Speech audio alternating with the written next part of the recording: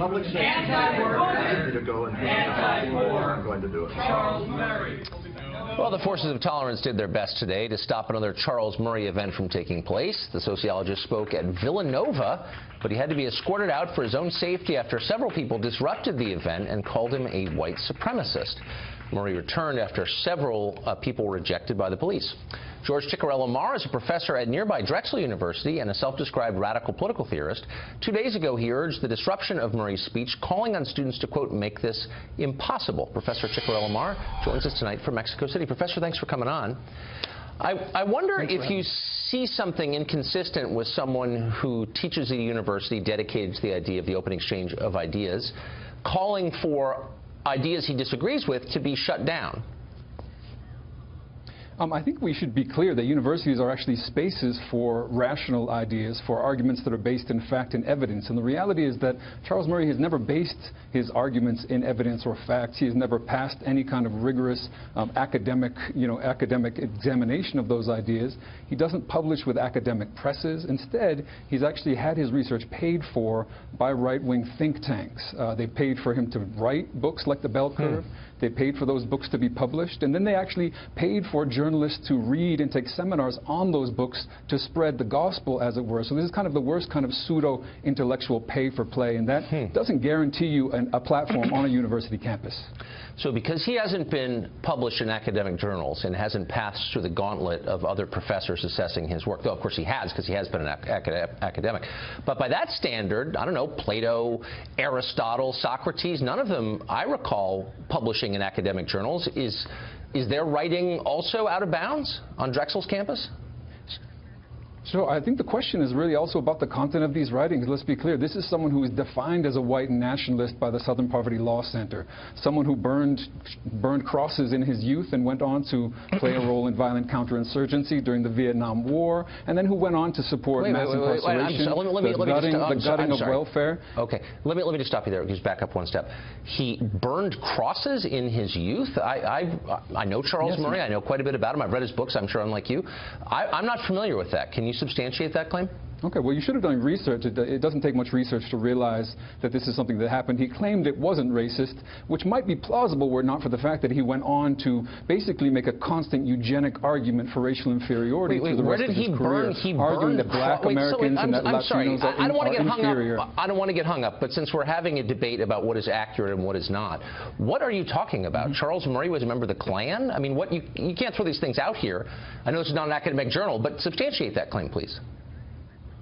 Now, I mean, Tucker, I'm pretty sure you know what Google is, and I'm pretty sure you know how to do research. And if you did that, then you would realize that this is something he's admitted to, although he claimed that it had no racial undertones. Unfortunately, as I said, he went on to write that blacks and Latinos are racially inferior, that they're genetically debased. And he's gone on more recently, actually, this might be interesting for your audience, that he's gone on more recently to actually argue that poor whites are becoming genetically inferior as well. This is someone who uses the most flimsy pseudoscience that's been debunked in every way possible, and yet people continue to take it seriously because it makes them feel better. So look, you're saying that someone who makes racially inflammatory claims that haven't been vetted by the academic establishment shouldn't be allowed to speak on a college campus, and yet people have said that of you. You called on Twitter for, and I'm quoting, white genocide, obviously a racially inflammatory thing to say. People started to shut you down, and you called those people a mob and defended academic freedom when it applied to you.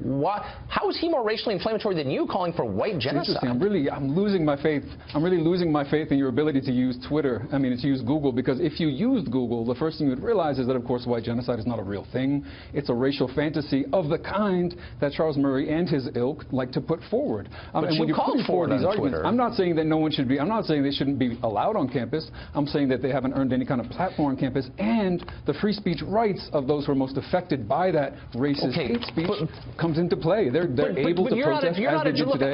They protested today peacefully at Villanova before they were attacked. Nobody takes you seriously I'm trying to take you seriously. You're accusing this guy of racial demagoguery, and you called for white genocide. You also applauded the Haitian Revolution for killing whites.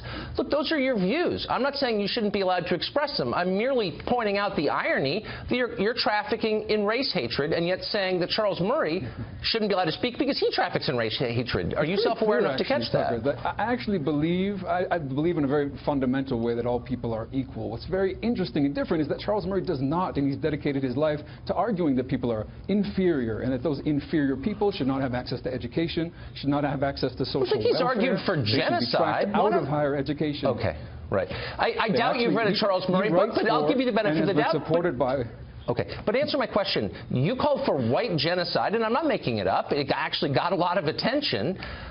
Are you going to defend that as a principled academic stand? I mean, what does that mean exactly? And I really, maybe I gave you too much credit. Maybe I thought you were too smart. Maybe I thought that you would actually do your research and figure out, for example, what is satire, what's clearly satire, what talks about an imaginary concept of white genocide, which is upheld by the likes of Steve Bannon and all these alt-right figureheads who actually think that white people in the United States are under existential threat. I do not believe that. Okay. So here's something that I don't even understand the answer, but I'm going to pass on to something you said just a couple days ago, and this is on your Twitter account. You said, some guy gave up his first-class seat for a uniformed soldier. People are thanking him. I'm trying not to vomit or yell about Mosul. Was that satire, too? What does that mean? Or are you going to blame Steve Bannon for that as well? I think it's really irresponsible to blindly support, for example, wars that send off young people into combat, risk their lives, kill many others, as we've just seen in Mosul, 200 people incinerated by U.S. bombs, and to not do that in a way that expands anyone's freedom, that makes anyone less secure. The Iraq War but has you're not protected anyone's blaming freedom. the soldier. You're not blaming the policymakers. Oh, you're saying not. You're saying giving up a seat for a soldier in uniform made you want to vomit. You're not saying giving up a seat for the guy who made the war policy, but for the soldier, the guy who's risking his life. Why'd that make you feel like throwing up? I think U.S. troops need real support. They don't need symbolic gestures. What they need is not a first-class seat. What they need is health care support, psychological support. Women in uniform need to not be subjected to an epidemic of sexual assault. And more than anything, they don't need to be deployed, have their lives risked, be taken away from their families for wars that do nothing and no good for anyone. But why is it bad to give... Okay, that's fine, but why is it bad to give him a first-class seat? I'm missing that. Someone's trying to be nice to the guy who's going through all these hardships you just described, and that makes you mad. Why?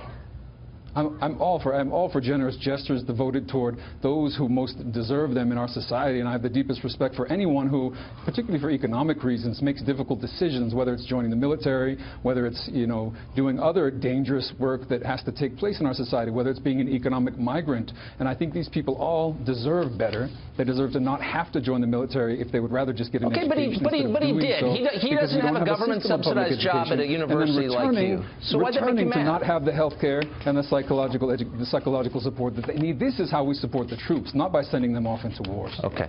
So you began this conversation with reference to your own scholarship and the academic journals that you and your fellow professors publish in. And because I do want to take you seriously, I actually spent some time reading some of them today. And I want you to explain to me what this means. Now, I was an editor for a long time, not an academic press, but an editor. You wrote a piece called Dual Power in the Venezuelan Revolution. This is the second paragraph, and I'm quoting it. By viewing the process through the Leninist concept of dual power, that is the construction of an autonomous alternative power capable of challenging the existing state structure, we can see that the establishment of communal councils in Venezuela is clearly a positive step toward the development of fuller and deeper democracy, which is encouraging in and of itself. Now, that's a sentence with too many adjectives, a passive construction, imprecise language. It's high school writing. It's crap. And I'm wondering, is your scholarship serious? I really appreciate you digging into the vault. I appreciate you digging into the vault to actually closely read some of my You're not an impressive scholar. That's what I'm saying. You're a performance artist. That's not impressive. That's shown himself unable to use Google today. This is really interesting. I've got 3 books. What does that mean? I just read... I don't need to flout academic credentials in front of you. But you're not capable of writing a clear sentence. Now, I went through a lot of different essays that you wrote, and I've got an IQ above room temperature, and I couldn't understand any of them because your writing is childlike. It's childlike. This is strange. And I'm wondering, it's almost as though your entire can you shtick today is to explain show what that that you're means? incapable of grasping very simple and very basic things. Okay, I've done so what is studies on popular power in Venezuela, on the development of what are called communal councils. I know them better than most, and I know what it means to develop these participatory institutions of democracy in Venezuela. I'm glad to talk about them. But if your entire shtick is to come on here and say that you can't understand basic English and basic sentences, no, I'm really not sure where to start. But Tucker. it's not basic English. I've spent a lot of time writing and editing basic English, and it's designed to make the idea clearer, not to cloak them from people. So two things are going on. Either you don't really know what you're saying because you don't understand it yourself, or you're trying to hide it from the person for whom you're writing. And neither one is impressive. And I guess my point is, the only writing I have read by you that I can understand clearly are your tweets. And they seem to be designed to shock people, to get attention. It seems, again, a species of performance art, not scholarship. Has this occurred to you? I mean, performance art is scholarship. Let's be real about that. But you seem to be able to understand the very short pieces that I write, and yet when you sit down to try to read the longer things, you suddenly want to perform your own inability to actually read and to digest. Plenty of people have read my work; they appreciate it, and yet you're here defending someone like Charles Murray, who very few people defend, who is a I'm not defending Charles Murray. I'm defending. We're here talking about. I'm defending his right to say what he thinks. And I think that underpins all scholarship, is the right of people to say what they believe. We call it free speech. It's enshrined in the Bill of Rights, in the First Amendment to that bill. So I'm just surprised that you're not for that, but then I guess I shouldn't be, because you defend Hugo Chavez. But let me just ask you one final question. If your tweet... Now, at no point in the First Amendment does it say that no one should use their free speech to protest. And I think you know that perfectly well. No, but it's not a question of protesting. At no point does it say that free speech should not be loud, it should not be disruptive, it should not be unruly. These are things that have a long and venerated tradition in the United States. And I'm not against protest, as you know. Free speech is very different. You're not protesting, Professor. You're trying to prevent a man... to an academic platform. Silly. You're trying to prevent him from saying what he thinks. Right-wing think tanks. Okay. Last question. The tweet that you're unwilling to defend about feeling nauseous as you see a man in uniform getting a first-class seat, you protected that. You prevented the public from seeing that right after you tweeted it. If you're proud of what you think and you can defend what you think, why did you do that? I believe absolutely in the right of people to use these platforms. I believe in the right of Charles Murray, of course, to take to Twitter and to say, you know, to spew his kind of violent racism.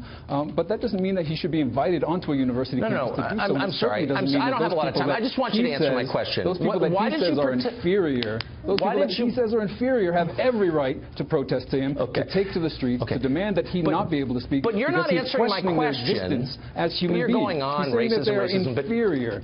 Okay. Yes. I got it. It's racism. Are you going to answer my question? If you don't want to recognize Charles Murray as a racist, why are you protecting your Twitter feed if you can defend your position? Why are you hiding it from the public? Sometimes you need to protect your Twitter feed when people who like to go on and on about free speech decide that it's time to violently threaten people who are using that free speech. I would not violently threaten a Charles Murray. This is the man who called for white genocide. And yet, you didn't major in irony. I can see, Professor. To go speak at Villanova. I gotta go. Absolutely absurd. Thanks for joining us tonight. Have fun in Mexico City.